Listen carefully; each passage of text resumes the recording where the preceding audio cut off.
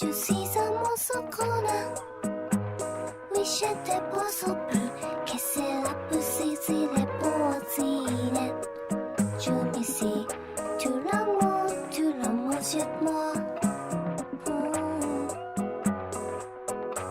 주 시선 모서거나 위시한테 벗어불 개셀라프 시지레 보어지네 주미시 둘러모 jet모.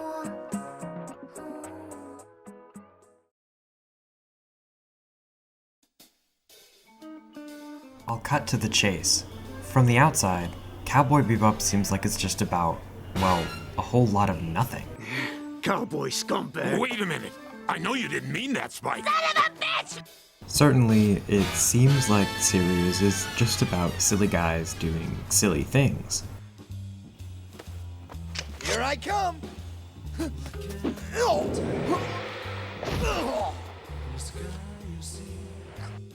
But between these moments of levity lies an undercurrent of layered storytelling and poignant reflection, haunted by the crew's unresolved bygones.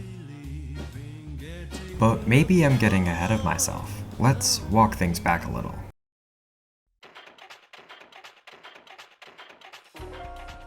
Cowboy Bebop is a pastiche, which is to say, almost every aspect of the series is a mix of different elements. This is most noticeable in the audiovisual, the art design, the music, what have you. But it extends beyond that. Every character in the series is also a pastiche. First, we have Spike. Cigarette perpetually in hand, he's kind of like a fusion of Bruce Lee, Clint Eastwood, I gotta tell you before you hire me. I don't work cheap. and Joe Gillis. Poor dope. He always wanted a pool. He's the epitome of cool, yet lonesome, at times rude, and he harbors a traumatic past. Then there's Jed, the hard-boiled noir detective who retired from police work after he lost his arm. He's ironclad, stubborn, and wise, yet he has a heart of gold that shines through from time to time. It just didn't seem real. But slowly I realized that it was real.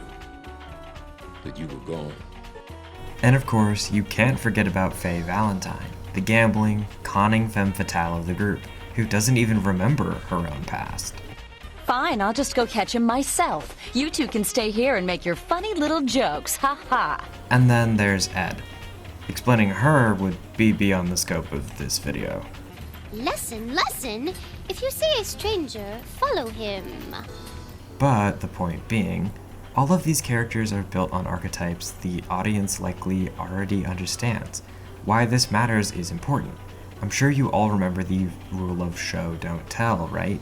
Well, Cowboy Bebop is about 97% show. Oh well, whatever happens, happens. Often, it feels like the series can be opaque in terms of what it will reveal about its core cast. Faye, for example, has a rich background, while Spike, the driving force of the entire series, is shrouded in mystery even up to the finale. Don't tell me things like that. You never told me anything about yourself. So don't tell me now. Perhaps this reflects the characters' own willingness to look back and reflect on themselves. Regardless, it's clear that this type of storytelling is atypical, right? Cowboy Bebop does not portray its overarching narrative in the same way most other series do. You should see yourself. You have any idea what you look like right at this moment, Spike?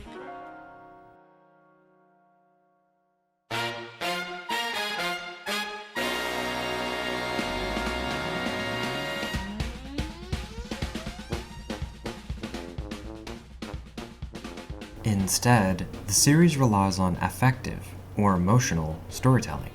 The music, the visuals, and the non-plot relevant dialogue of the series helps tell the narrative through emotion. Take this clip.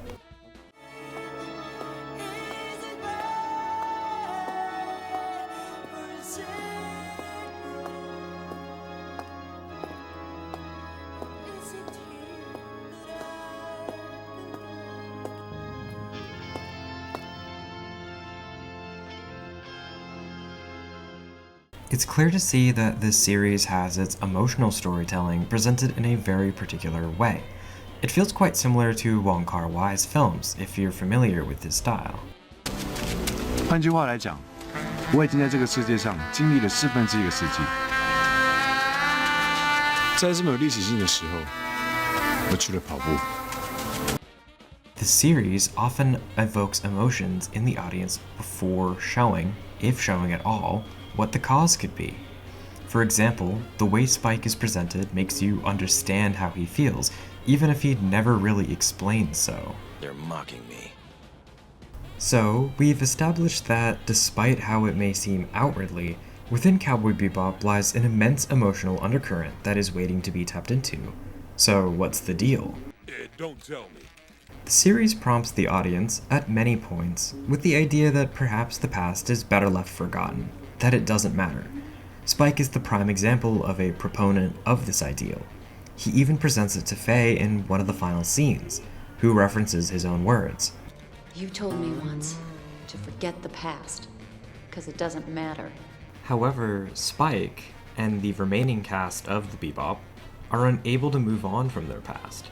This is not because it's impossible, but because they're actively trying not to. Do your best. I can't remember. Don't you lose. Me. If you try to forget the past, you're pretending that it is not there. And as we have all had to learn at some point in our lives, even if you pretend, or fully believe, with all your might that something that is there is in fact not there.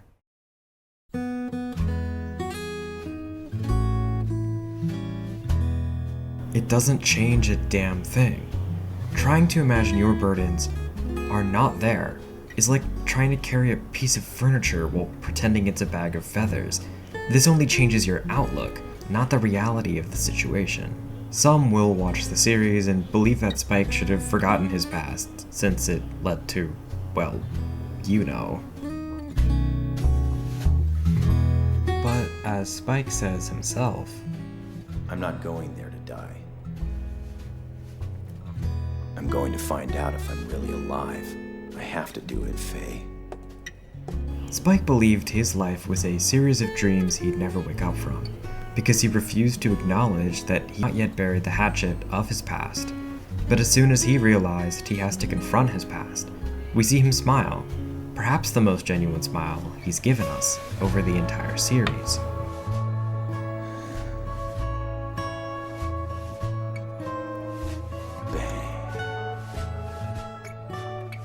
The final, most iconic line from the series plays after the ending credits. It simply states, "You're gonna carry that weight." It signifies that trying to ignore one's past is what makes someone unable to move on from it. Denying something is there does not make it go away. Only by accepting your life, your past, and your circumstances can you truly carry that weight. Because by acknowledging that we've had a weight to carry, means we can find out how to lighten the load, little by little. But forgetting the weight is there at all? Well, that's the only way we can really truly guarantee we'll never change. And perhaps, it is the only way we'll find out if we're really alive. That's all from me. Until next time, see you, Space Cowboy.